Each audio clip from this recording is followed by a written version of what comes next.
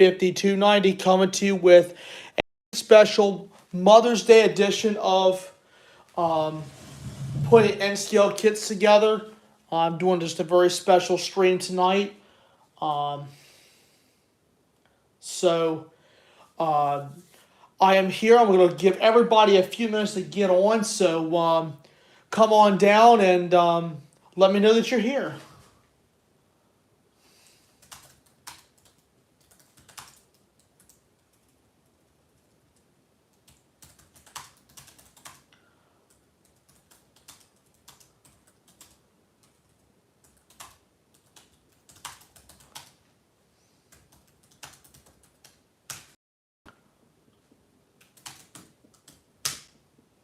So hope everyone's enjoying their Mother's Day and enjoying everybody. Hope everybody's enjoying the last of the Mother's Day. Hope everybody was joining their families with some time today. So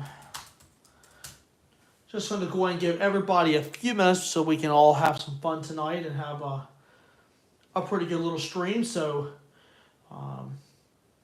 come on down and we'll have some fun here in just a few minutes. So what I will do is I will go ahead and get myself a little something cold to drink and we will go from there.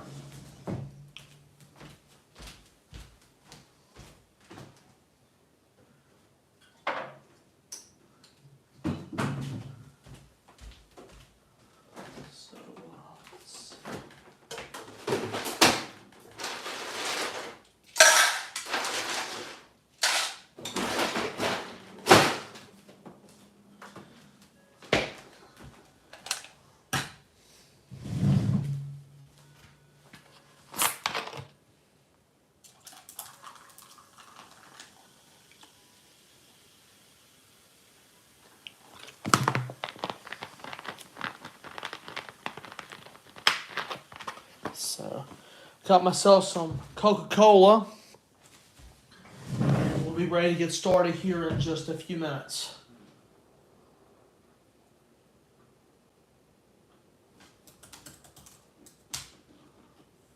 So come on in and we'll definitely be putting this kit together. So, to give you a little facts on what I am putting together this evening, it's a little Wisconsin Central boxcar. As everybody knows, Wisconsin Central was a railroad back in the 1800s up until 2001. In 1987, the company's name changed to Wisconsin Central Limited. From 1997 until its acquisition by Canadian National in 2001, it ran under Wisconsin Central Limited, or WCL reporting marks, or WCD. Wisconsin Central was primarily EMD, especially with the SD45, GB40-2s, and others. What's going on, Matt? But everything's going great, brother. So, yeah, Wisconsin Central is still mentioned some, but their paint scheme was absolutely gorgeous. It looks really, really nice on the SD45 as well as the other 4-axle locomotives. I'm going to give everybody another couple of minutes so we can get some attendance up here, and then we will be able to put this together.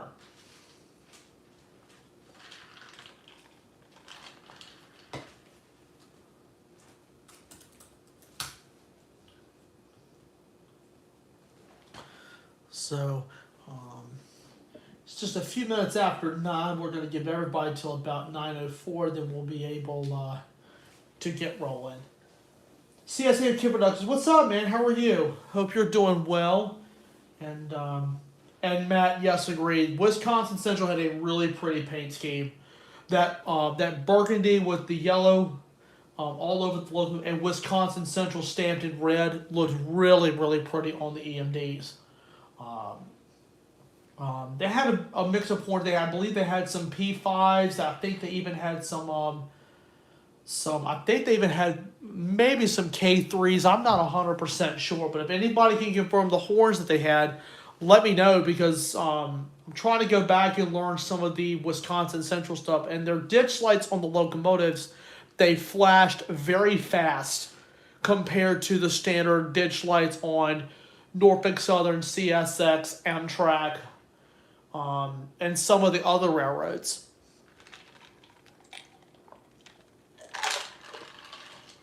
So,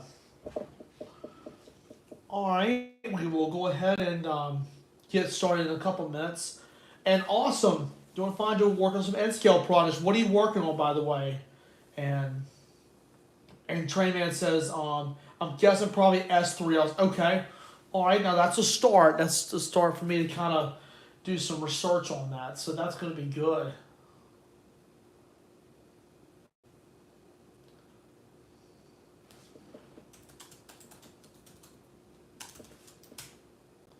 So,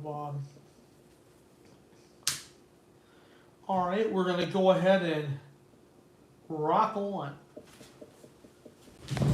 All right. First, we're going to take her out of the box.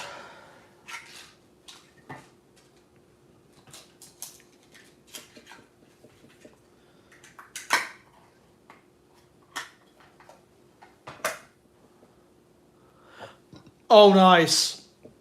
Converting some of my cars to knuckle couplers. Buddy, I know what you mean. What I just did was I ordered the knuckle coupler parts and just popped the old trucks off and put the new ones on there, and that was it. So I know exactly what you're talking about. Let me get a knife, and we'll be set to go.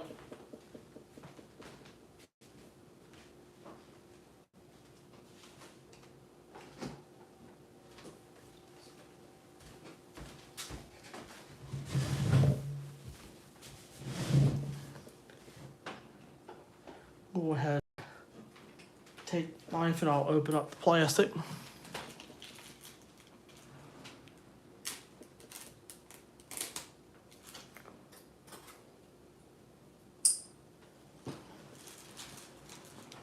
And in the box, you pretty much have your standard parts with your wheel sets, your couplers, and there's 2 springs in there, one for each post, and also the couplers.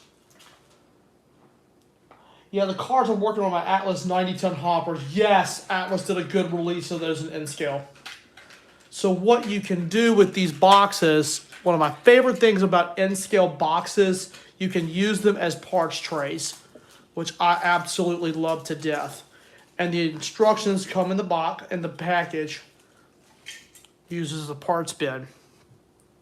So let's go over what the parts are. Obviously, the shell, and the shell is very nicely done with the safety stripes and also all this molded in detail all over the car. Very impressed with Roundhouse, and everybody knows that Roundhouse was bought by Athearn a few years ago. So, next we have is the weight. As you can see, the weight and the frame are built in the same piece, so it's adding some weight to this, which is good. You can see some detail with this. You can see the brake lines are nicely molded into the metal, as well as the little air tanks on the bottom. Looks really nice. So, in here you've got the truck frames, the wheels, the couplers, and even the little brake wheel. We're going to slip the brake wheel on the end. And this is the only separately applied piece that goes on the shell. And the good thing with these kits, there's no glue required, there are no tools required.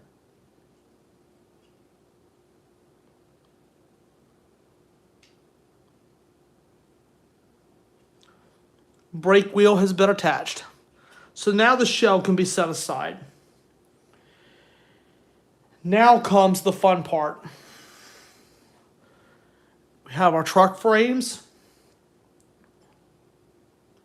Now we just insert our wheels. And this has the Rapido style couplers. And this car, as well as the other BN wood chip cars, they will go with Buster. So Buster gets to have some more cars. Oh wow, cars were hand-me-downs were funded by awesome. Another was supported by Alton Central Railway on February 1st, 1995. Oh, very nice. So it's just a matter of just inserting these wheels into the truck and being careful not to bust the truck. Now, the truck should look so far like this. And now you just do the next one the same way. And you also have the truck pins that hold the trucks into place. So I forgot to mention that. Hey, Tammy, how are you? Hope you and Ray and everybody down there where you guys are at are doing great. And happy Mother's Day. Happy Mother's Day to all the mothers. Please remember to say happy Mother's Day to your mom and grandmother and all the ladies in the family. We appreciate what you guys do to support all of us. So definitely a big shout out to all the mothers. So now we go ahead and get these wheels in there. I can just pop them in there. And how's Buster doing? Oh, he's fine. I've been running the knuckle set for a while since that Jeep 7 arrived. So I've been working with the knuckle set for a while. Randy Bowman, what's going on, man? How you doing, man? So now we go ahead and put on the last few parts. So we had a great day. Made many videos today. Worked on the layout today. Very good. Very, very good. All right. Now here comes the fun part. Putting the spring into the post. And this is actually a very tricky part. Also, I've worked on my Atlas CS60M. It needs a new front coupler. Oh, neat. Man, everybody's worked on their layouts today. This is great. Now, see, this is the tiny spring that you see in my fingers right now. Hey, Zoe. And we insert it right here.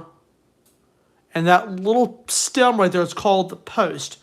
That's where the spring is mounted. And you have to have it on exactly right, so it will go in.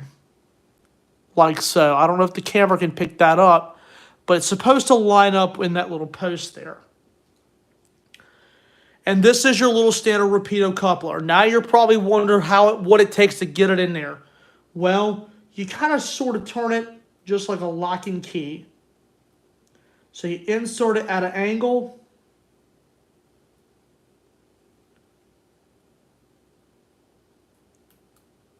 And then you just kind of glide it in there.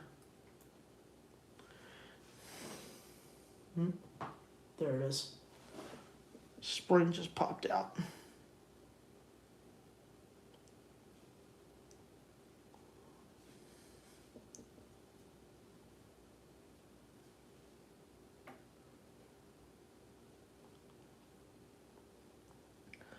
And remember, when you're working on something like this, make sure that you're doing this over a placemat or even over like a bowl or something like that in case the parts happen to fall in it. So, just have to.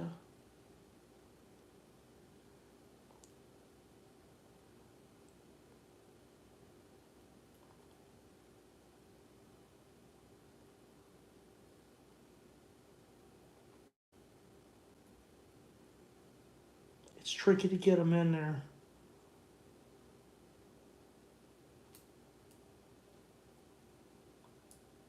Ha! I just got it in there. So now we just turn it. Bammo!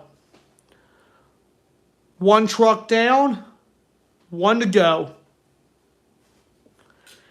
And that one was kind of a challenge. So, and very nice, Zoe. I just looked at your comment there. So now, once again, we just slide that spring in there. It may not go in all the way just yet, but as long as it's on that post, you're good.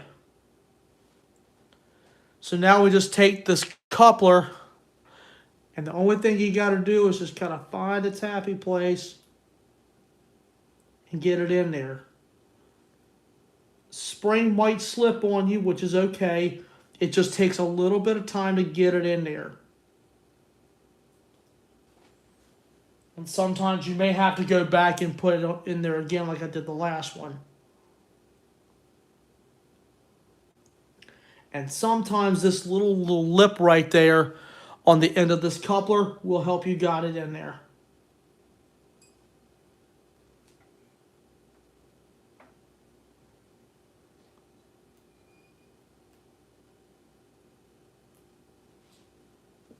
Hang on, I dropped the spring there.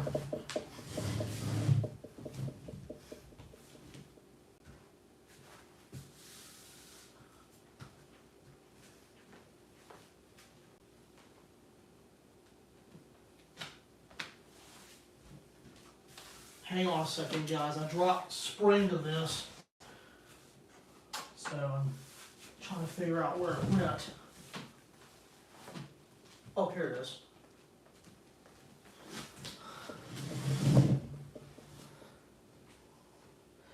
Yes, and I'll tell you right now, guys, these are really tiny parts. And you can just see that spring just popped out. And it was very fortunate I was able to find that little tiny thing.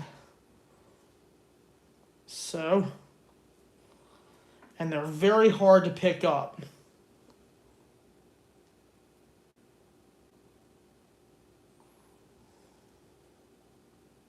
So I'm going to try this again.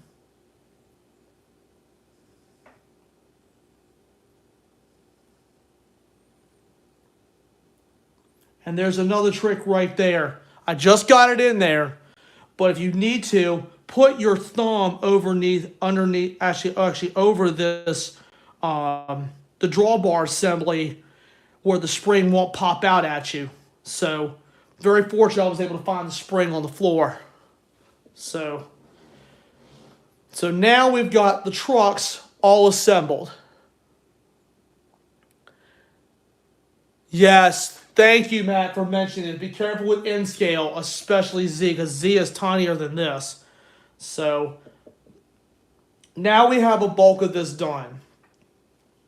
So now comes the easy part. Got the frame, now we line up our trucks. And one of the last steps is to take these, which is called a push rivet, or I just call them a truck pin. We just slide it in the hole, and then we push them in the hole of the frame. And you got to make sure that these are down tight, because this is what holds the truck to the frame. Put that little pin right in there.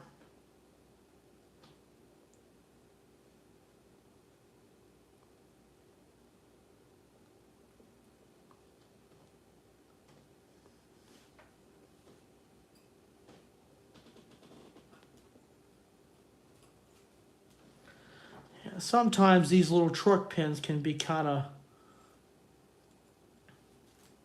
hard to put in, but you just simply line the truck up and then you put the pin right in both holes and it will line up. Now, most of your N-scale cars will come with this tooling, which to me is definitely a lot easier than this. A lot easier.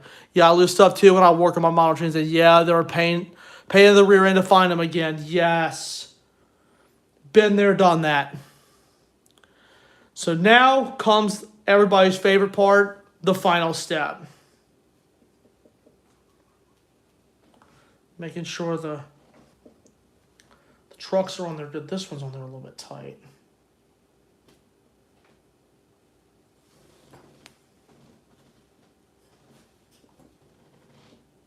Push that one in there a little bit too tight. There we go. So now we just slide in the whole assembly. Careful not to break the detail parts that are on here.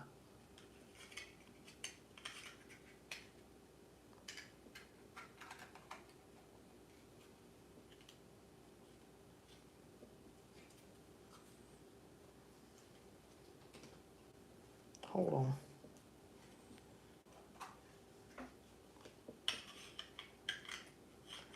You just have to line this up so it will go in evenly with the car and the car can be balanced. Now, putting a box car together is a whole lot different than putting together a wood chip car.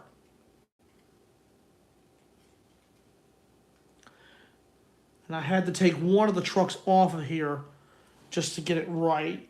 And sometimes you may have to take it off 2 or 3 different times in order to get it right, because sometimes if you don't get it right, the car will not run right.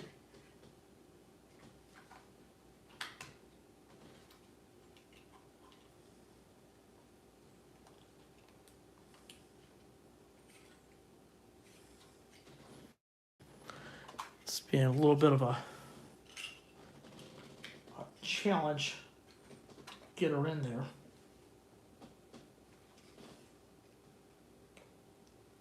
There we go.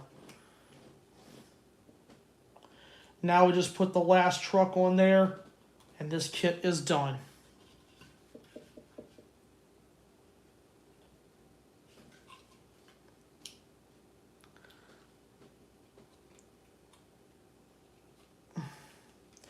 And sometimes these couplers will get stuck right around that step.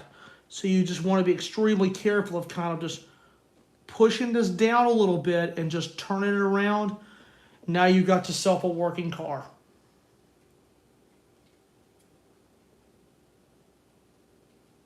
Making sure that's in there. She's good to go. There you have it. There you have it. 100% done. Check it out. It's very, very cool. Now it's ready to be going for the layout. Ready to go for the layout and having some fun.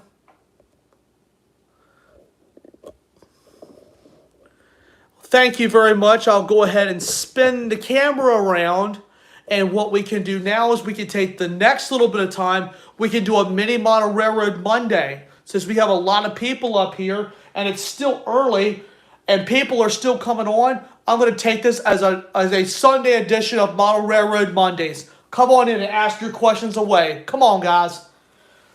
So now I'm getting really excited. So I'm going to go ahead and just take some time to take a few Model Railroad questions this evening and also have a little bit of fun. So now I can definitely take some time to answer your questions too, and we can talk a little bit about some N scale or even some HO scale, whatever you guys would like to talk about. I'm actually going to be open until, let's see, it's 9:21 Eastern time. We can probably go to about 10 o'clock. So definitely you can ask me about my N scale layout progress. You can ask about releases. You can even talk about some other stuff as well. So guys, the floor is open. The floor is open. So please ask your questions away.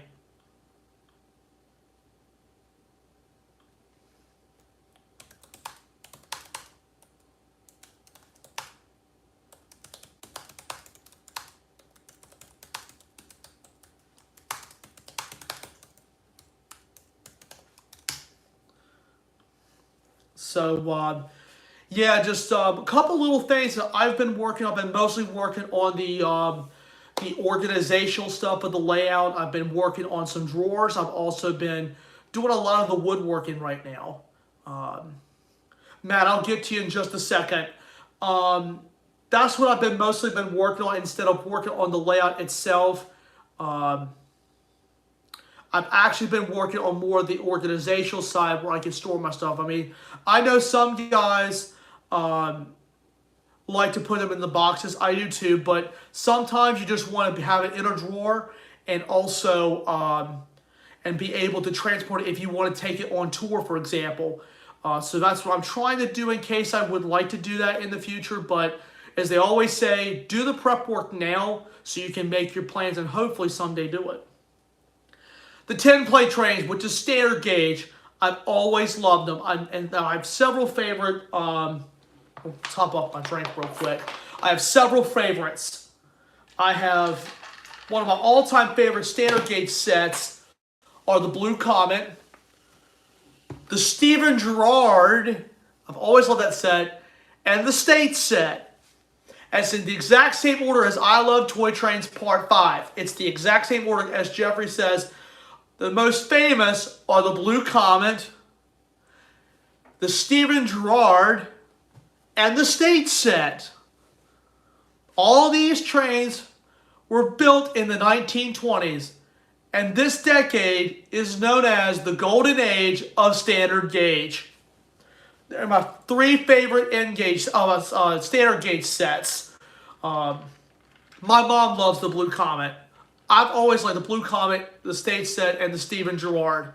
I don't know what it is, but I've always loved the Stephen Girard. Now, American Flyer, my favorite 10-plate set, is the present special, the Mayflower, in that streamlined silver passenger set with the mechanical bell. I've always loved that American Flyer set.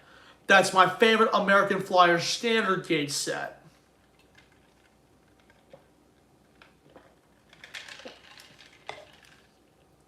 And Randy, this is Model Railroad Mondays. This is talking about model trains only. So if you would like to ask that question, you can ask that in my Q&A prompt. That is a few videos down from this one. How do you go get these N-scale train models? Well, you can get them anywhere. You can get them anywhere that sell them in your hobby shop, your train store, your online sources. I've been able to find some stuff in different sources, and just trying to find things different. I look for stuff that's different because you never know what you come across. You never know what you come across. So and thanks, Zoe. That was Zoe's question. And CSAO Kid Productions asked me, what's your favorite manufacturer for N-scale locomotives? That's a really good question. And one of my friends asked me this one. He said, which brand do you go with? I said, well, there are a couple names that stick out. Kato and Atlas. They are the 2 best. Now, Bachmann has a decent N-scale locomotive. I have a couple of Bachmann N-scale locomotives. My 484 Northern that was inherited from a friend of mine, and my little GP40. Bachmann has definitely come a long way with pretty much anything. Their N-scale stuff is pretty good. Their rolling stock is pretty good. I have a few pieces of the rolling stock. Atlas has always been good because it's Atlas. Atlas is good. Kato is good for N-scale locomotives. I have 2, my NS Ace and Buster. They're both Katos. I was really impressed with the Kato drive and Ace. That thing runs smooth as silk. I have not had any problems with that one or Buster. But I've had Atlas locomotives that are good. I'm trying to think. Lifelike produced a really good locomotive back then. I love Lifelike because it's a good starter brand. And those will pull about 10, 15, 20 cars without a problem. I have 3 of those in my collection now. But Atlas is good. Kato is good. Athearn has got good N-scale stuff, but it is very hard to find. Do not ask me why, but it's very hard to find. Seeing Chuck Brasher's layout, please be more specific. Now, what scale does he do? Does he do O gauge, S gauge, N gauge, HO gauge? What do you have? Thoughts on Mini Tricks? Mini Tricks is cool. Excuse me.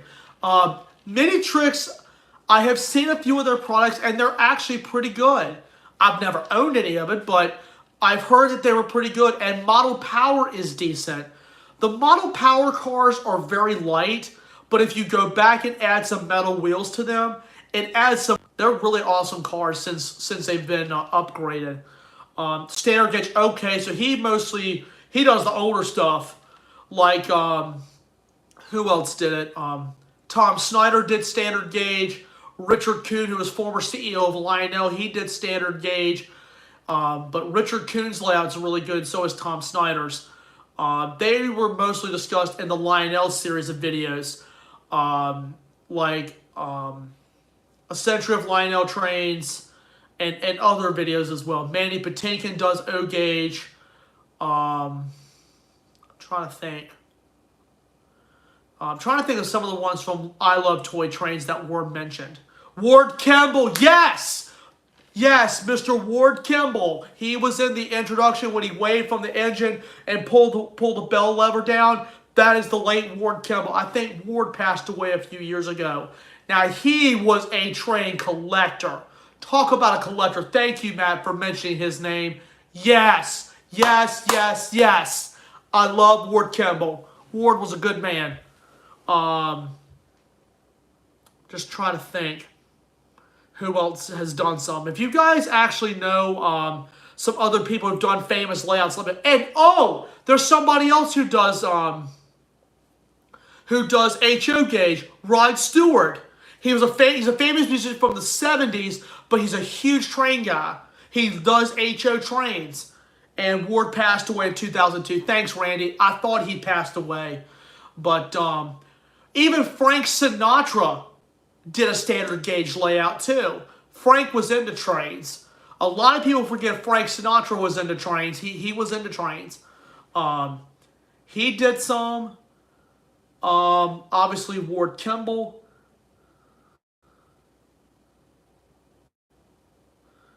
Stan Roy runs the most O-Gauge, like 40 trains. I'm thinking, holy cow, that's big. That's a lot of trains. And I tell you something, modern railroading is fun because here's the good thing. You can do pretty much anything you want. I have been asked a lot, you know, I was asked this yesterday. I was actually rail fanning yesterday. I bumped into somebody who's a good friend of mine. He asked me, what are your plans with N-Scale and why the sudden push? Well, I've liked N-Scale for over the past year. It's interested me, and I've just been getting into it. And the good thing is with this, I've actually had a lot of plans for it, and I've taken part of it because I really want to take the layout on tour someday. I don't know where, but I would really love to take it on tour with me and show what I've done with N-Scale to maybe the younger generations. Brad Nelson does the American Flag S-Gauge and runs them. Oh, very cool. And Zoe says, I love scale trains and IRL trains. Maybe she means Intermountain. Yes, scale trains and Intermountain. I have never owned any scale trains in scale, but one of my friends has a CSX Tier 4 that's by scale trains, and he said it does pretty good. I'm trying to think. Intermountain does pretty good HO. I have a couple of pieces from them, but it's not much. But I've mostly stuck with Atlas, Athearn, Bachmann, and and in real life trains. Okay. I'm sorry. I was just thrown off there for a second. But you're good. Scale trains is pretty good.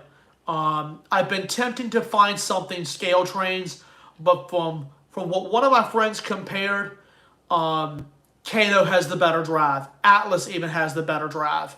But scale trains has a decent drive, but to one of my friends, it's not as good as the Kato drive. And MTH did Lino corporate template. Yes, MTH and Lino had a deal. Randy mentions this. Thank you very much.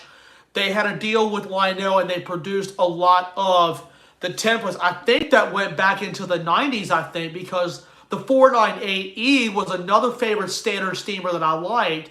It did one thing that the original did not do was smoke. And MTH went back, completely redesigned it, and put in a smoke unit. That was mentioned in I Love Toy Trains Part 5.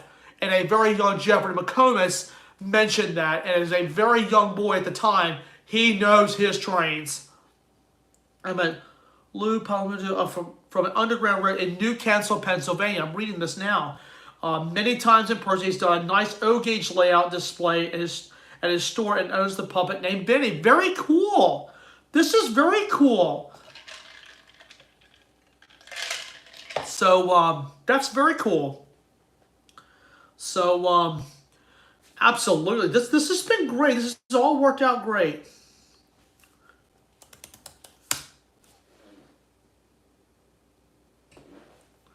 So, yeah, we're still going to go on for a little bit more, guys. So please continue to ask your questions.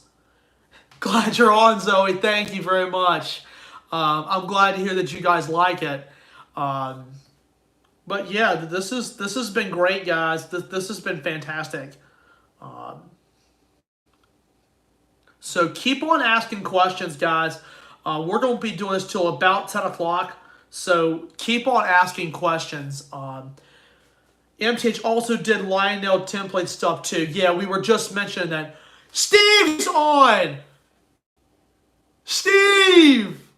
Mr. KC! What's up? Oh, Steve's in. All right. Lionel did the purple comet. The purple comet. Huh. That's kind of a new one on me. Yes, man. Steve is finally here. Yes.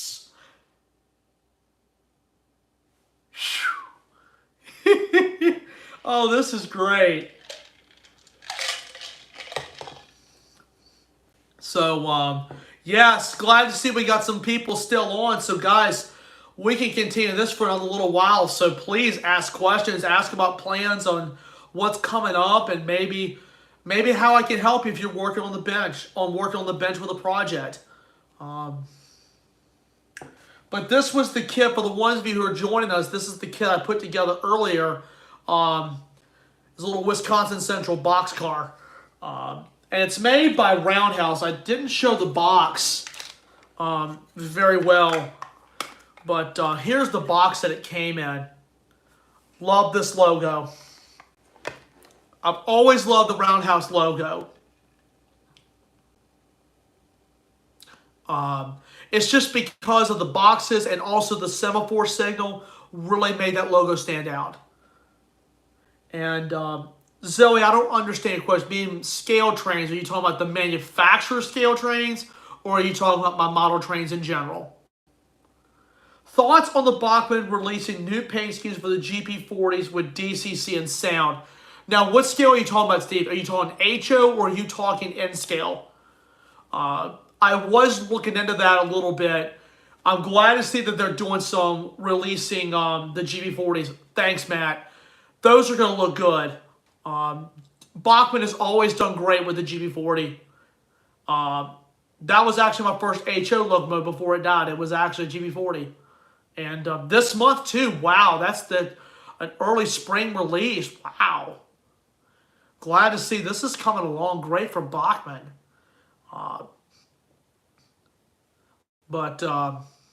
Yeah, glad to see, because one of the things I like about Bachmann is they go back and they reissue stuff, but they produce back in like the 70s and 80s.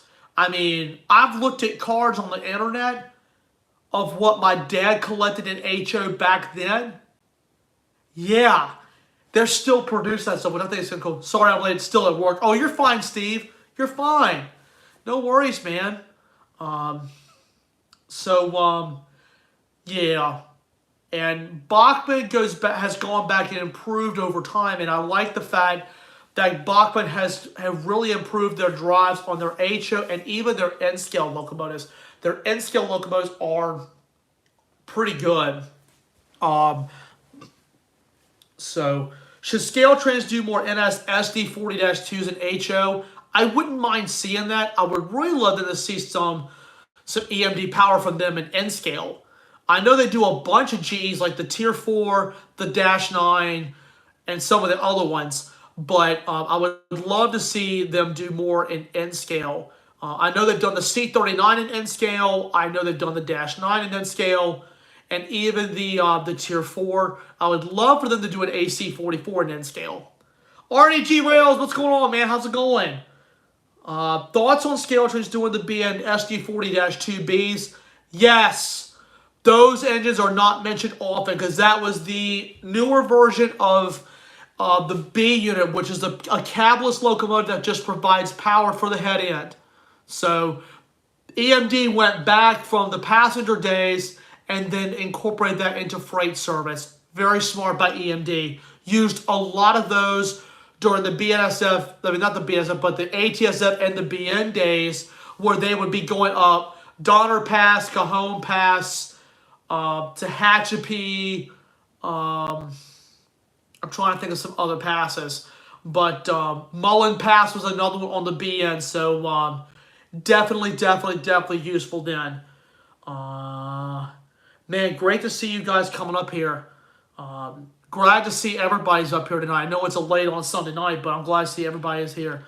And RDG Rails is in the house. Yes. I could think about getting an SD40-2B. Yes, I know everybody's like, oh my gosh, I really want one.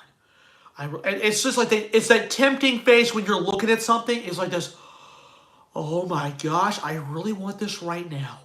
Because it's me in a train store, because I love looking at train stores, okay? I get really attached to it. When I look at something, I'm like, oh my gosh, this looks so great. I must have one. It's like looking at the buffet line in a restaurant or looking at the menu. Like, oh, this sounds so good. RNG Rose is in the house. Oh, yeah. Oh, good. All right. Yeah. Let's see. Hope to do a CP Rail SD40-2B. I wouldn't mind seeing that too. Should Walters and Cato do more HO superliners? Yes, and Cato is famous for doing N-scale and HO Amtrak equipment. One of my friends has got an Amtrak set, all Cato. It's a Genesis and a bunch of superliners with a baggage car, and they look good.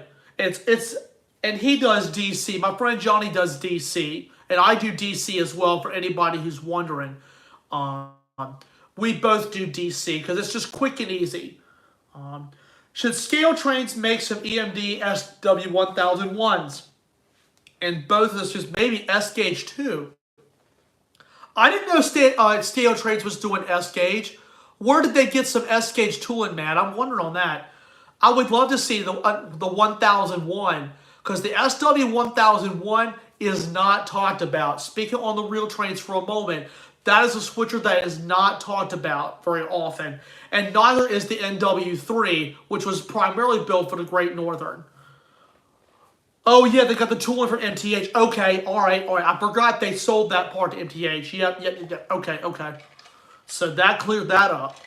And, of course, when American Flyer filed for bankruptcy in 1968, Lionel bought the company. And Lionel is producing S-Gauge under the American Flyer and under the American Flyer name. And they're putting in Lionel Legacy. They're putting in, cool stuff. So that's awesome. Your boy got the stream here and chilling so far. I ain't got nothing new on the way out. Andrew, it's all right, brother. Don't worry about it. Don't worry about it, buddy. You good, man. You good. And Zoe said, how do you like my content? Awesome. If more Amtrak superliners are being made, I create the Phase 5 Southwest Chief. Yes, absolutely. Yep, Lionel's been making some SK stuff, American Flyer stuff, since 1979. Thank you very much. So, Mr. 5290, what's your snack of choice tonight? Let me think on that a second.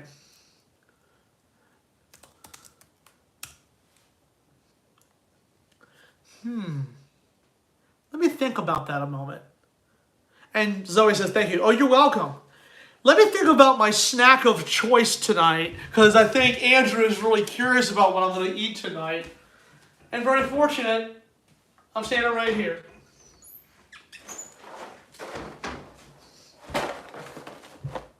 Cheez-Its! Before Amtrak Superliner Santa Fe.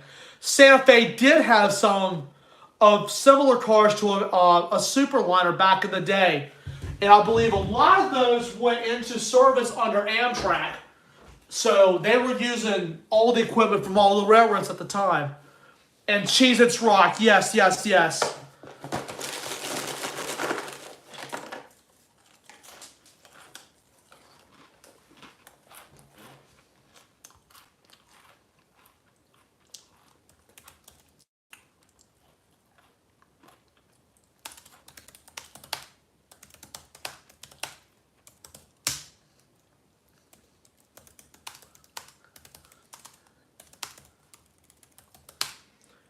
And yes, known as the rainbow years, in the early years of Amtrak, I wish they would do this in N scale and HO scale. They had mismatched heritage cards, which nicknamed them Rainbow Train.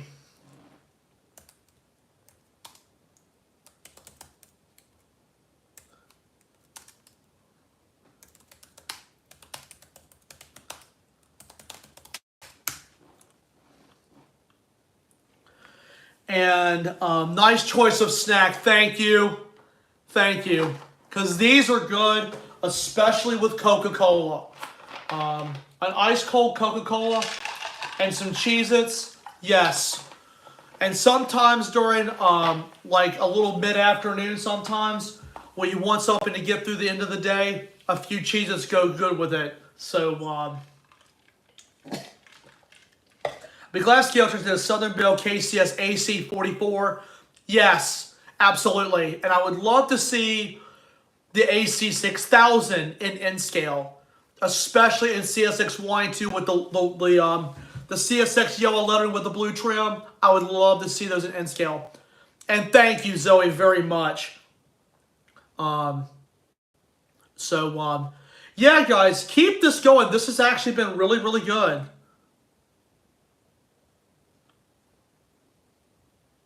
So, and Andrew, I'll get to you in a second.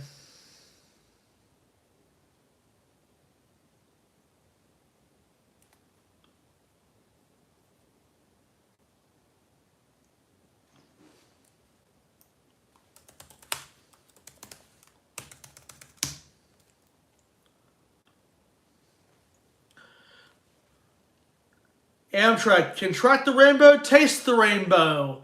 From the rainbow era, obviously. Hey, that's good.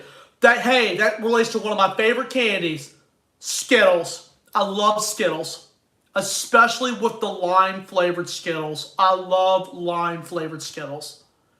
I will attack some Skittles all day long, and they are so good. Should Bachman do superliners? I would actually love seeing that too. And could Kato make an Amtrak SDP40H in Phase 3 in N scale? I think they did the SDP40 in N scale. I believe they did it in Phase 2. It's probably an older release, but they have done that in the past. Yes. And I would love to see them do in N scale. Obviously, they've done the Genesis, but I would really love for them to do the Rainbow set, even the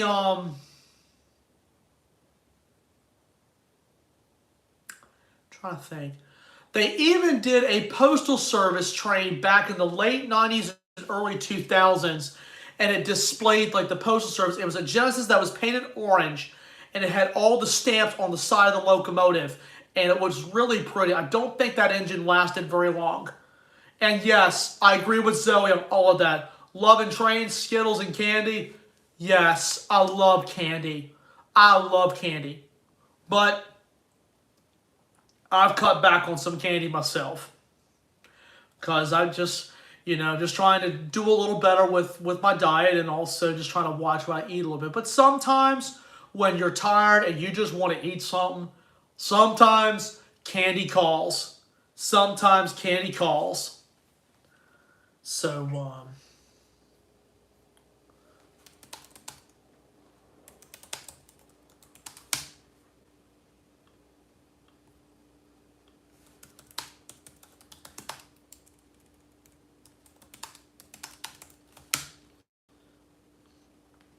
should Canada make the SD40PH an HO? I wouldn't mind. I wouldn't mind that because I'll tell you, that would be something kind of different in HO, especially when somebody is actually modeling the earlier years of Amtrak, because those engines were built. Just getting some ice. Whoop. Ice cube down below. Especially if somebody is doing the early years of Amtrak, that would be perfect because those engines were built in 1973 by EMD. And I think they were sold to BN in Santa Fe, and they put them in freight service. And then I think later they were retired, I think in like the late 90s or early 2000s. I'm not 100% sure. So keep on the questions, guys. Please keep on the questions.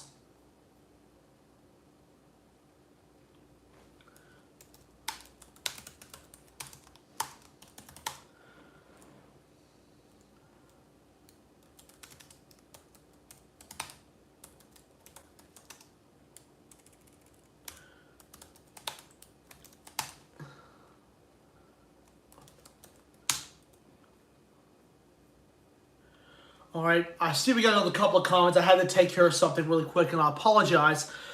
Since we're talking about Amtrak, all right, I'd like to see the Phase 4 F40s be modeled and the E60s. Yes, Bachmann's done the E60 and HO, and I know the F40's been modeled by Cato. Mine's in Phase 3. I love Phase 3. Phase 4 looked better to me on the Genesis. I have seen a few of the Phase 4's Genesis in N scale. But I would rather see the Dash 8 in Phase 3 done in N scale. I would love to see that. And I hope Athearn does Kansas City, so 4006, 4009, and more heritage units for their ACEs. Yes, agreed. Agreed. I love the Amtrak trains are so fast. They're faster than NJT. I know what you're talking about, Zoe. I know exactly what you're talking about. NJT is cool. I really wish that was modeled more in the scales too, because NJ Transit is not modeled often, and neither is another commuter railroad is MBTA, or Massachusetts Bay Transportation Authority. They are not mentioned very often, and they're not modeled often. And they have some F40s, and they even have some GB40 MCs. Metra, like Randy just mentioned, is not modeled very often either. And they've been going back and rebuilding a lot of their locomotives.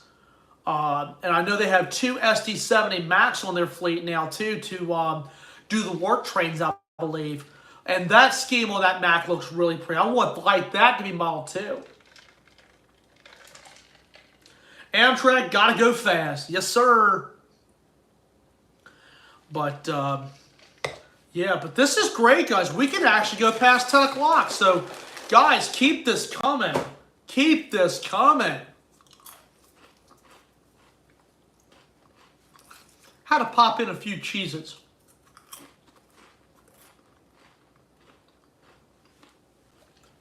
Man, they're so good.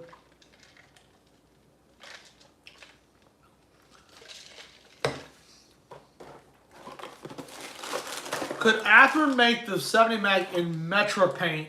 I would love to see that happen because it's a really pretty blue. It's a really pretty blue, and I think they're ex-Kansas City Southern Max. And EMD rebuilt them, and Metra bought 2 of them. And thanks, Zoe. They were built primarily, they were rebuilt, they were bought for the work trains. So, and they're also going to be used, I think, as rescue units in case a train is down. So that's going to be kind of cool. So, yeah.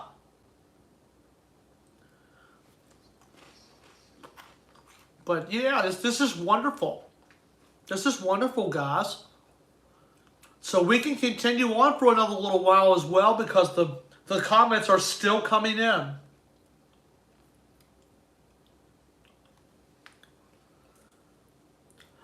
No, those SD70 Max that Metra got were ex-KCS. I looked at those. They were ex-KCS. Because the 70 Max on BNSF are non-flared. Because those were produced in the 90s. Burlington Northern purchased theirs in 1994, 95, somewhere along in there. And BNSF put their own in after the merger, which was about 1995, 96, 97, 98, and 99, because it spanned through those years. Metric more than 2 max. I do believe they are XKCS. Okay. I thought it was 2, but they could have purchased more. Speaking of cheeses, could there be a local paint in that or no? I don't think so. But a cheese tray would be great with all like the different cars that display all the flavors of cheese, like the traditional, the white cheddar, the hot and spicy, the pepper jack. The pepper jack ones are really good with the Coca-Cola.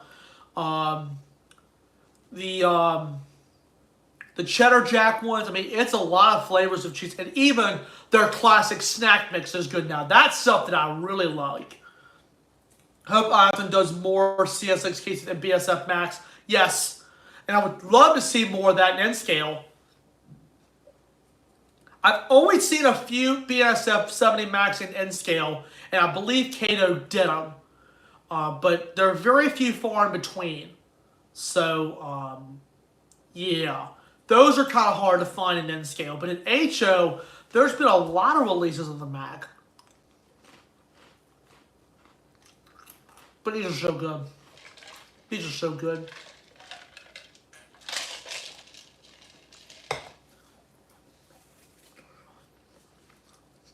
Oh yeah, Metra's getting more than 2 Max. Quite a few have been delivered, but haven't been tested by Metra yet. Okay. Okay. Because I think they've been trying to use those for all the work trains. And they've got a pretty extensive system to cover. And nice soda, thank you. Coca-Cola is my favorite. Between Coke and Pepsi, has to be Coca-Cola. Because that's just what I grew up with. Now, Pepsi I will drink, depends on the day. Now, Dr. Pepper and me, good friends. Sprite, good friends there. Now, I love Gatorade and I love Powerade. Powerade has a little bit different taste, but Gatorade's what I grew up with as a kid. Matt, I'll get to you in just a second. I'm trying to think. What other sodas and me are good friends? Coffee and I, good friends. Iced tea and I, good friends. Thoughts on Athearn releasing some new paintings on the 38-2s and HO? Yes, very good selection. Very, very good selection. Now, Mountain Dew and me, I don't drink Mountain Dew as much anymore. No, I quit drinking Mountain Dew a few years ago. I just didn't really find the taste for it anymore. But, yeah, I rarely drink Mountain Dew anymore. But, now root beer has to be A&W. A&W or Bargs. Bars is the Coca-Cola brand of root beer. Now, Pib Extra in me is really good. That has more of a cherry flavor to it. I've always liked Pib Extra. Just to kind of take a little bit of a break from trades for a moment. But Sprite is good. Sprite is like ginger ale to me. It's refreshing and it's got that lemon lime taste. Big Red Soda, not a fan. Not a fan. Now, Mellow Yellow and me were good friends for a long time, but then I switched back to Mountain Dew when I was a kid. But now lemonade, perfect. Love lemonade. I love lemonade. But, yeah.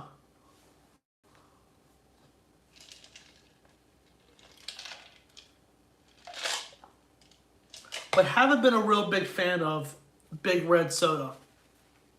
Now, another soda that was pretty popular was Shasta. I do drink root beer and Pepsi and Coke too. Nice. Country Time Lemonade. Yes. Country Time is legendary. I love Country Time Lemonade. Especially, in the containers with all the drink powder and you pour the amount of mix in there and you mix it up with water. Oh, yes, those are the days, buddy. We did that a lot when I was a kid. Boy, those were the days. But perfect for the summertime. Perfect for the summertime. Want to see 1700 be modeled out? Yes! That's the SD45 that they repainted Erie Lackawanna. I have yet to see that locomotive. but they like to keep that locomotive up north. Man, that is one beautiful unit they did. So, getting back to trains for a little bit, keep on asking questions, guys. This is great. We can definitely go past 10 o'clock. So, yeah, that little segment was Soda Sundays. We had a little Soda Sundays there, so it was kind of glide right in there to the little Soda Sunday, man, you know? Or soft drink Sundays even pretty well. I like Soda Sundays a little bit better. So, yeah, guys, keep on asking some train questions. We'll definitely go past 10 o'clock, so keep this coming, guys. Keep this coming. This has been a really good stream. This has been a really, really good stream. So, but just thought I'd give everybody a little bit of a break from trains there for a little bit. Speaking of Norfolk Southern, 5279's in Jersey. Nice. That one's got an RS3L on it. At least it should, from what one of my other friends told me. Yeah, that should have an RS3L on it. 1700 normally stays on the Conrail shared assets. It rarely leaves that line. Hey, I understand. And technically, that locomotive is on home rails. Because that engine, I believe, was built for the EL. And if it went through Conrail, yes, it's on home rails. In which I completely understand that. Because I think there's only 6 of those on the NS roster. So, yeah, it's 10 o'clock right now. Hey, I understand. We're going to go past 10 o'clock, guys, because this has been great. Keep this going. I love this. We haven't done one of these in a while. So, yeah.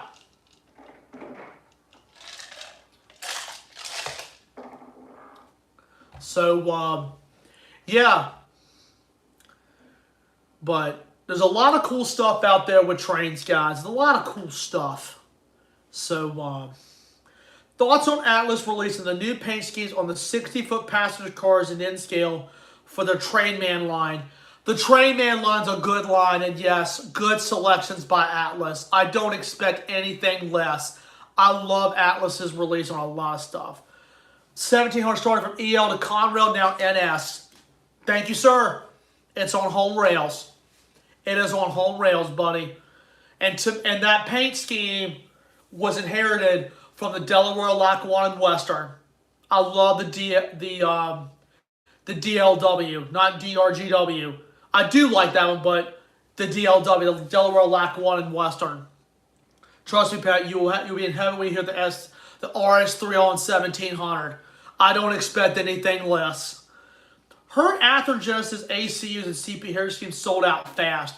It doesn't surprise me on that, Steve, because everybody liked the Heritage ones in CP paint. And I knew those were going to go quick because it's something different. And I was glad Athearn did those, but that's just a long locomotive.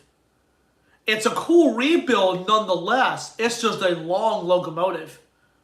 I mean, I'm glad to see Athearn kind of stepped out of the, thought outside of the box and did that logo in both NS and CP stuff and the CP colors. So that was kind of cool. Could Athearn do an EO number 1700 in N scale? Now, if they did one in N scale, buddy, that would have been great. I'd love for Cato to do one, if you think about it. I would love for Cato to do it because Cato's got a good drive, and for what I've been told, Athearn's N-scale drive is pretty good. I know in their HO drive is excellent, especially for Athearn Genesis. Because Genesis and the Ready to Roll series, I think, use about the same drive. But for pulling power for HO scale, Athearn Genesis, Athearn Ready to Roll, and Atlas, they got the best pullers. Cato is right behind them. They're just neck and neck.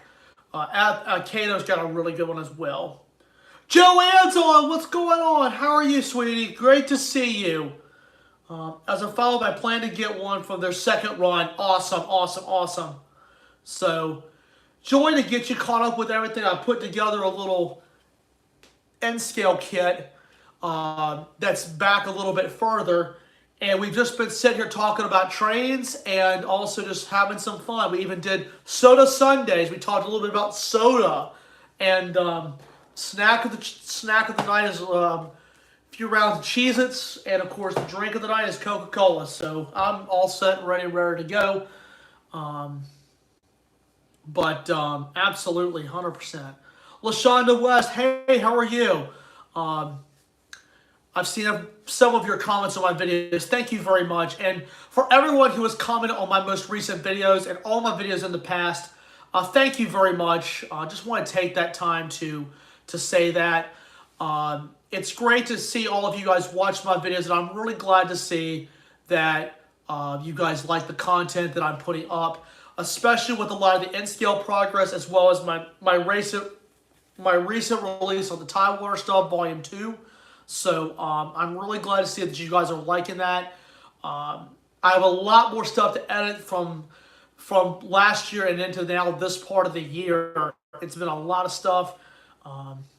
So a lot of videos will be coming up. Getting back to the chat here.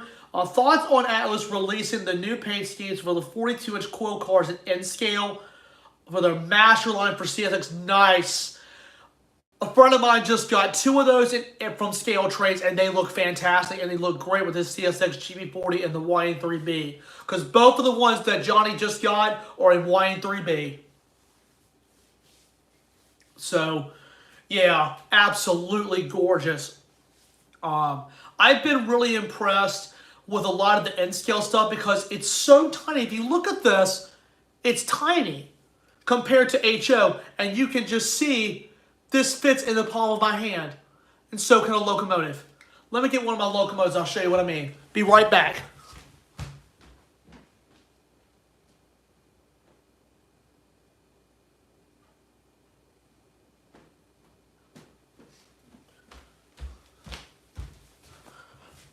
Let's see. Should Ather make the GP60s and 59s in N-scale? Yes. It's crazy how it's tiny. Exactly, Zoe. Here's Buster, my ST45 in N-scale. He literally fits in the palm of my hand. That's how tiny it is.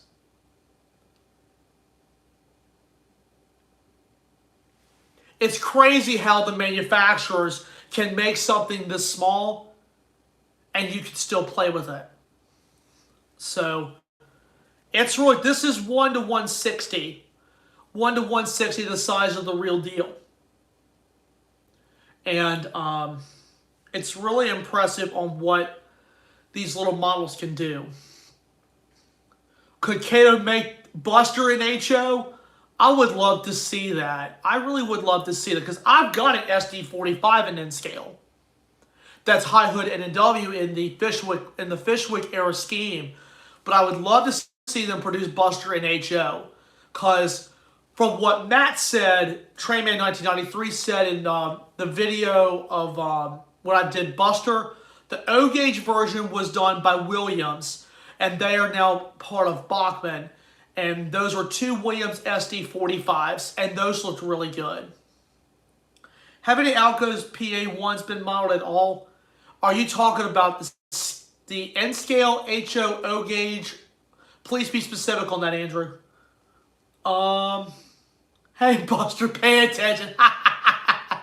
Pay attention. I can just hear the dispatcher talking to him. I like high hood engines. I do too, Zoe. And plus, they've been modeled a bunch too. I have an Alco PA1 in N-scale, and that's my Union Pacific 600. And that has been featured a few times on my channel. So, yeah. So, the PA1s are really cool in N-scale. Mine's made by Lifelike, and I've pulled my little Rapido set. Let me go get mine real quick. I'll show you what I mean. Let me put Buster back up. Hang on 1 second.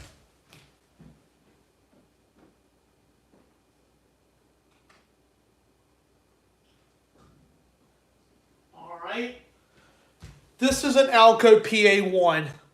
As you can see, there's a little fin right there on the side that tells you that it's a PA1. They did PA1s and they did PA2s. And this is just a Lifelike. This is an older Lifelike release. And you can see it has the green the green paint on the nose, and it looks really pretty. These are built for passenger service, and this is one of Alco's famous diesels. So this is what it looks like. It's a little Alco PA1, and like Buster, it fits in the palm of my hand. Thomas and Friends at N scale, I am very surprised. I'm really surprised they went that small because I know they've done it G stage, O gauge, and I know it's done HO as well. But that's a little Alco PA1 for you. That's N scale. But if you notice that my YouTube channel profile fat is 1700, yes, yes, yes, I love 1700. And I'm glad to see Norfolk Southern still has 6 of them. Because I think Norfolk Southern is the only holder on the Class 1 besides Montana Rail Link. Montana Rail Link still has SD45s. Norfolk Southern has SD45s because I think the SD45s, out of all the ones on the Class 1 railroads, Norfolk Southern, I think, is the only holder. I think, no, wait a minute, BNSF has some left from the Santa Fe days, and some of those have been rebuilt, and they're still running. The high hood engines I saw in North Winchester and Western, and one of the former, and actually 2 of them were Cape May short ceiling, but they got sold. Okay, I know which ones you're talking about. Pat, you're making me want to watch the clip of I Love Toy Trains Part 5. One of my favorite clips. I love Buster. When I saw that locomotive, I literally said, I've got to pick it up. And I was able to get it for a pretty fair price, and when it came home, I said, it's time for that locomotive to be put to work. Sure did. And it was just 1 in a million chances. I have been looking for that locomotive for over 10 years in any scale. If it was there, I was going to pick it up. And it happened to be an N scale, and I said, we're picking this up. So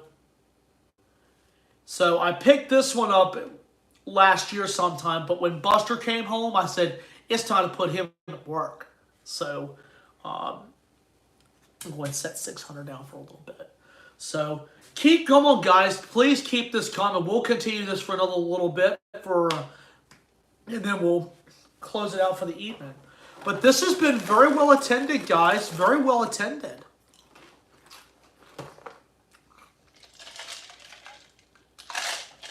Could Bachmann re-release the standard DC version of the Northern 484s HO and N? Yes, I have a 484 Northern. And that has been featured on my channel as well. That's my Santa Fe steam locomotive. That is actually a DC locomotive that a friend of mine actually gave me. And that actually is a pretty good little puller, as y'all have seen in the videos. But it's my only N-scale steam locomotive. But that's a pretty nice little steam locomotive. The Northerns are not talked about very often. I've wanted to do a little passenger set with mine, but it's been hard for me to find the passenger cars for it. So my little Northern is going to be pulling freight. So it's a nice little puller, and it's something different because I don't do a lot of steam locomotives. I really don't. But they are kind of cool to actually have because there's so much more moving parts. Should there be a release of the Southern Heritage Unit, but with the black number boards? Highly recommended. Yes, yes, yes, yes, yes, yes. I would love for the companies to go back and re-release that locomotive on all the updates that Altoona did to that 8099. That 8099 looks really pretty. Man, I just said to myself, hands down to Altoona for that one. Altoona did a really nice job on it. And despite the fact of what 8099 went through, I'm glad to see Altoona was able to fix it and bring that engine back to service. Would it be weird if Bachmann released a UP Challenger at 80 scale? No. I think it would be great. Got MI61 today, 5307 and 3026. Very nice. 3026, The 3044 is a cab-mounted RS3L, and so does 3026. Both of them still retain the RS3Ls. 5307, I believe, retains hers as well. And both of those are, let's see, the 3026 is ex-Conrail. The 5307 is ex-Penn Central, ex-Conrail. So, loving this, guys. I'm loving this. I'm really loving this. Keep this coming. Keep this coming. Yeah. Woohoo. I'm still watching stuff from Altoona. Got these binoculars keeping a lookout. Nice. I agree. And could Boxcar release that 484 in G scale? I would. I would love to see if the G gauge models would find it. I would love for an S gauge model to be around, because here's the thing about S gauge. S gauge is not mentioned very often. It's not collected as often as it used to be. S gauge is a pretty cool gauge. It's definitely smaller than O gauge, and it's 2 rail instead of 3, which is kind of cool. Now you're probably wondering, Pat, what's your favorite American Flyer set in S gauge, or if you have any American Flyer stuff. I used to not be a fan of American Flyer. I don't know why. But as I got older, I just started loving American Flyer stuff. One of my very favorite S gauge sets is World's Greatest Show. American Flyer Express, stamped in yellow. It is a red steam locomotive. It's a red steam locomotive. It has 4 cars with it. 3 flat cars with all the trucks, and the last car, which is more like a passenger car, to hold all the animals. I love that set. I've always loved the American Flyer steam engines, especially with the white painted on the drivers, and also their Alco PAs, especially the Santa Fe one, the Santa Fe set. That was a really, really pretty set. And the Union Pacific one looked good. And I believe they also did a New Haven EP5 electric in S gauge. And Matt, yes, I forgot you do some S gauge. I got a friend of mine who has S gauge as well, and he's a member of an S gauge club where he lives. But I absolutely like S gauge, because not only is it not talked about, it's kind of a cool gauge. And the American Flyer Transformers with that big handle in the center, or you can move it just like a throttle lever. Those things are huge, and they're heavy. Those things are heavy. It's like the ZW, like Lionel produced the ZW Transformer. It's big, it's heavy, and it has 2 handles, like you're controlling the train. It gives you that realism feel right in your own home. That's why I love the ZW. And I also like the American Flyers Transformers, especially the older ones, because the older ones can be rebuilt. And you can run those again and again and again, and they're good for a lifetime. Wonder if NS1000 SD45 has ever been modeled. I don't think so. Thoughts on the Athearn Transformer? The Athearn Transformer, I have been told, has been pretty good. Now, I don't own one, but I know there's a few model railroaders that I've seen on YouTube who've got, like, Vintage Road and Rail, I believe, has one. And that's a standard DC pack. That's a good starter transformer. I have a Spectrum Magnum transformer. Now, that's a pretty good DC power pack as well. That I use for the HO test track. For the N gauge, I use that little brown transformer. I might get one of those too someday if I could. Hey, I understand. I understand. But a lot of it is the transformers are how they're built. Lionel's got really good transformers. The older ZW is what I have. That thing was built in the 50s, and it's still running. One thing's for sure, that stuff is built to last a lifetime. If you give everything the proper care, it will last a lifetime. My 726 Berkshire that I run, it's over 70 years old and it's still running. Obviously, I haven't run my O-gauge stuff in a while because I've actually been very busy with my work and also working on my N-gauge stuff. But my O-gauge stuff, I always love. I've always loved it. So, um, yeah. But O-gauge stuff is cool stuff. Hey, Pet, I'm heading out for the night. Take care. Thanks, man. I appreciate you coming on and being with everyone. Thank you so much. We'll continue this for another few minutes, and then we'll call it a night. It has been great so far. It's been a great night, and Trayman 1993 is out for the night.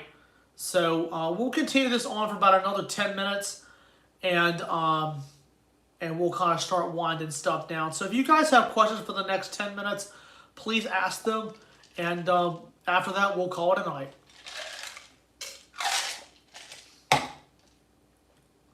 So, a lot of people asked me this question. When you inspect any sort of car for any scale, when it's been handed down to you or if it's used, what do you do when you inspect? Well, I do lots of things. I love your content. It's awesome. Thanks, Zoe. One of the things I do when it's in-scale cars, I look at the way the body is. I also check the wheels and the couplers. As you all see on all your couplers, the spring that sits right there on that little stud, I make sure the spring is tight. It shouldn't be going far in. It should be just having just that very, very little tug. And you can see I'm not putting very much pressure, but if it feels tight, the car is okay, at least the coupler wise. If the wheels are bent or if the wheels are shot, I replace those with metal wheels. Now, if the truck is not supporting the wheel, like the wheel is very loose, the truck comes off. I've had to do that with several cars. I put Bachmann wheels on some of my cars. It was only like a few. Some of them took it well and some of them didn't. But the truck actually separated a little bit, so I said, well, it's time to get that replaced. Like that little red tanker, I just put brand new parts on it and updated it and put 2 new pins in it. So that was a complete rebuild. The D&H hopper that I recently got, the wheels on that were completely shot and the trucks were shot. So I said, well, it's time to strip that down, and I'm awaiting parts for rebuild. So that will be paired with Buster down the road, but hopefully the parts will be coming in real soon. But it's always important to inspect your cars. Now, if the little weight is loose, one thing I recommend, you re-glue the weight. And I've talked about this before. If you have hot glue will do it, but hot glue tends to give. But if you really want to use something that's good, use wood glue. Like wood glue you would find in your shop when you're putting wood projects together. Wood glue is good for a lot of stuff, but one brand I recommend, Type Bond. Type Bond 2. It's really good wood glue. I have used it on trains. I have used it for wood, plastic. I've even glued glass together with it. You know, one of the pieces I have is a little piece that broke off. The wood glue wasn't. The wood glue was an alternative. Hot glue wasn't holding it. I put a dab of Type Bond on there. That piece has not moved. I even fixed a snow globe that had a wrapping scroll. Had 2 ends where it sat. Type Bond was put on there. It has not moved. And that was fixed about 6 months ago. And it's perfectly fine. I even fixed a brick one time. I didn't have any mortar. And I cleaned off the area, swept it off, put wood glue on that brick. It has held it tight for over 6 years. It has not moved. So, just wanted to give you guys a few little tips. Reading Rails is out for the night. Thanks, Andrew. Appreciate you coming on. Peace out, brothers. Hope to see you again soon.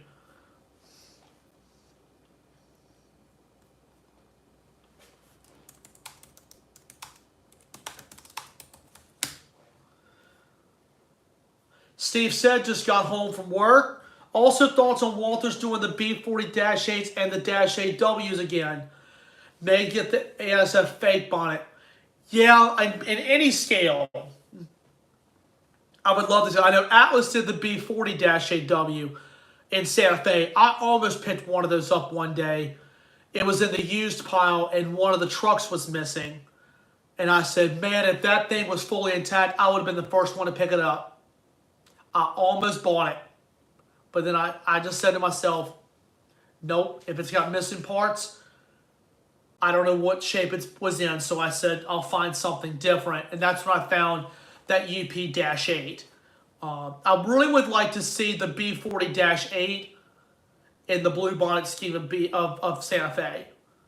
I also would like to see it in the Santa Fe Red and Silver War Bonnet, the 500 series. Because when Santa Fe went back to the Red and Silvers, they first started with the GP60M. And then they went to the C40-8Ws and the B40-8Ws. I think the B40-8Ws were built in 93. Some people say it was 92. Some people say it was 91. I think those were built in 93. The C40-8Ws for Santa Fe were built in 92. So both of those were built around the same time, within a year apart. Then the Dash 9 was produced in 94, and then the 75Ms were purchased in 95, which was the last locomotives built for the Santa Fe. Do you plan to get an N-scale NS Heritage unit? That I don't know. That I don't know. I have to do some thinking about that. But that's something I will definitely think about. But that's going to be somewhere down the road, of course. So, yeah. But I love doing N-scale stuff. I've actually done a bunch of stuff with N-scale recently, with just getting, the layout up into shape and having some fun. Some people have asked me, what about the buildings you have? And I think I explained this in one of my updates. They're HO buildings. I've only had to buy 2 buildings, and they were the most recent ones I got. It was the little house and also the dispatch tower. Everything else I've inherited from my dad, and even some stuff I've had in years past. And even some stuff that I've just found in kits that I put together that I forgot I even had. So finding stuff and making it work is actually good. And HO buildings look good on an N-scale layout. And I was just using what I have and repairing what I have. So sometimes finding that stuff is definitely worth it, because you never know where you can use it. And I mentioned the telephone shanty with the pole. I made the whole new pole with just 2 toothpicks. I glued those with some Titebond, and for the top, I just used some hot glue. And on the bottom, where the end of the pole meets the bottom, smear a little bit of Titebond on the bottom. And for the top, I just put a little tester cement on there, so it's double protected. And I just said, I'm going to just leave it as is, like it's a brand new pole. Right there, it didn't cost me any extra. The only thing it took me time to do was take a punch and punch out the old piece of plastic, clean out the hole, and put the new pole right in there, called it a day. So I was able to do that in probably just a few minutes. So, yeah. So some of the things that you guys can do with model railroading, you can do stuff out of your own home. I have made handrails out of an old coat hanger. I even made smokestacks out of a toothpick. And I even did one out of a little piece of metal and put a solder on it. And that was for that Seaboard Airline caboose. I was able to fix that right up. I hope welded the CP SD60s, yes. The SD60 has been hit or miss when it comes to modeling. Would not mind seeing another one of those in N-scale. But like I said, N-scale and HO are fun. All the scales are fun. But N-scale is really simple to work on. I have worked on an N-scale locomotive. I have. Only one. Actually, I've worked on all of them, but I've only had to take apart one N-scale locomotive, and that's my SD40T-2. And that right there was just pop it off, put some oil and grease in it, it was good to go. I did not have to disassemble anything except take the shell off, and that was it. But there's not a lot of moving parts in N-scale locomotives, which is a really big plus, because I just do DC, so it's just a board that actually controls the lights and the gears and stuff. That's it. So I really do. I really like working on N-scale stuff because it's not a lot of parts. It really isn't, but they're just tiny. So Atlas N-scale 60s are pretty nice and well detailed. Thanks for telling me. I may look into one of those. I may look into one of those from Atlas later on, but I love the 60E. I've got one in HO. Everybody knows which one I have in HO. 911. I love Wildwood in New Jersey. Oh, wow. Tram cars, and they look like a little train and a tram car. Very cool. It must be like a little inner-city railroad right there, which I think is kind of cool.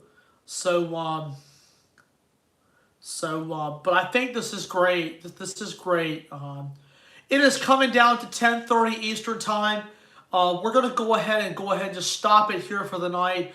I just would like to say thank you all so much for tuning in tonight. I greatly appreciate you guys watching me put this kit together and also having some Model Railroad Mondays fun. It's been a while since I've done one of these. I apologize. I've had to take a break because of some personal circumstances back in March and part of April that I had to tend to, and plus staying after my job. So I've been able to slow down some and be able to actually be able to do one of these. But progress and everything else was still coming. It's just being able to sit down and do one of these. I'm very happy with the attendance. Very happy with the attendance for especially this late on a Sunday night. So glad to see some new faces up there. Glad to see some of the familiar faces on. So this has been great. Steve, thank you so much for tuning in. Thank you to everybody who tuned in this evening. But as always, please tune in for videos, guys. Lots more coming with N-scale. I'm going to slow down some projects with the N-scale. I am working on 2 more drawers. I'll let you guys in on this part. I'm actually working on 2 more drawers. One of them has been second coated with stain as of this evening. I finished assembling that one today. And I also did drawer number 4. I cut the pieces for it, and it's already been assembled. It just has to be final sanded and touched up and pick out a stain color and get it clear coated and everything. So there's going to be a lot more stuff coming with N-scale. Then once these drawers are built, I'll be slowing that down and then working on more of the layout. It's not much more, but I may be able to kind of do some fine tuning. Then we'll be able to really run some trains. A couple of my N-scale engines are coming back from the shop after some inspections and also some maintenance. 726 is coming back from the shop. I had to get some work done to it, so that will be making a return. And O-Gauge will be making a return as well. So lots more coming up soon. Lots more, and plus lots more of the big stuff. So lots more videos will be coming out here real soon, guys. So remember to tap the bell. It's real important that you tap the bell. So anyway, guys, I hope all of you enjoyed this awesome stream. And as always, I'd like to thank you all so much for watching. May God bless. I'll be praying for you and hope everybody has a good week. Take care, guys, and happy model railroading. Take care, guys.